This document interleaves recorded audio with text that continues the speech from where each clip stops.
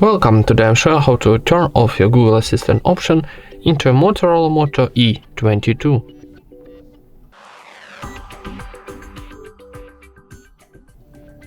First of all, open your Google application. Next up, in the top right corner we got our Google account icon. Tap it and choose Settings.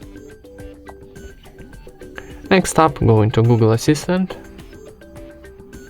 and in this menu scroll down and choose General option. And now on the top, the first option, we got Google Assistant, so you need to tap on the switcher to turn off your Google Assistant and confirm operation, tapping turn off one more time. And that's it. Thank you for watching, leave thumbs up and subscribe to our channel.